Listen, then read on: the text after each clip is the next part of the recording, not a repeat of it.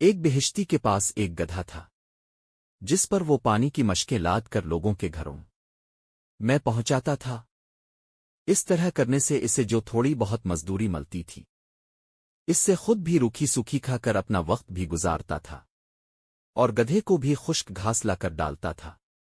دانا دنکا اور ہری ہری گھاس گدھے کے مقدر میں نہ تھی، جس کا نتیجہ یہ سامنے آتا جا رہا تھا کہ گدھا دن بدن لاغر اور کمزور ہوتا جاتا تھا۔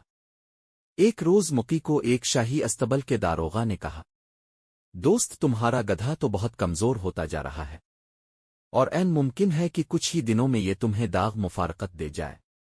اگر بہتر سمجھو تو چند دنوں کے لیے اپنا گدھا میری نگرانی میں دی دو، میں اسے شاہی گھوڑوں کے استبل میں رکھوں گا جہاں اسے عمدہ گھاس دانا میسر آئے گا اور یہ چند ہی دنوں میں خاصا موٹا تازہ ہو جائے گا، پھر میں تمہیں واپس لا کر دی دوں گا۔ اندھے کو کیا چاہیے؟ دو آنکھیں۔ بہشتی کی سمجھ میں داروغہ کی بات آ گئی۔ اس نے گدھے کی رہی اس کے ہاتھ میں دی۔ گدھا جب شاہی استبل میں پہنچا تو اس نے دیکھا کہ وہاں کافی موٹے تازے گھوڑے بندھے ہیں جن کے نیچے خشک ریت بچھی ہے۔ دو آدمی ایک ایک گھوڑے کو خوب مالش کرنے پر مقرر ہیں، ان کو روزانہ بے حساب دانا کھانے کو مل رہا ہے۔ گھاس ہر وقت تازہ تازہ لا کر ان کو کھلائی جاتی ہے۔ گدھے کو ان گھوڑوں کی قسمت دیکھ کر رشک آیا اور اس نے رب تعالیٰ سے دعا کے لیے اپنا منہ سوئے آسمان کر کے کہا، اے مالک و خالق، میں بھی تیری مخلوق ہوں اور یہ شاہی گھوڑے بھی تو نے پیدا فرمائے ہیں، پھر میری اور ان کی قسمت کیوں جدا جدا ہے؟ مجھے تو نہ گھاس ملتی ہے اور نہ دانا، جبکہ یہ گھاس دانا کھا کھا کر تنگ آ جاتے ہیں۔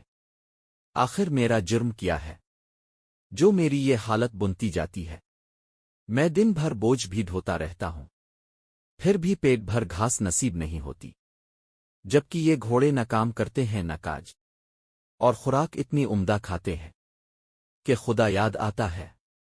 ابھی گدھا دعا کر ہی رہا تھا کہ اچانک تبل جنگ بجنا شروع ہو گیا۔ استبل میں ہر بونگ مچ گیا، گھوڑوں پر زمینیں کسی جانے لگیں۔ دیکھتے ہی دیکھتے سپاہی ان پر سوار ہو کر میدان جنگ میں جا پہنچے۔ سارا دن جنگ لڑی جاتی رہی۔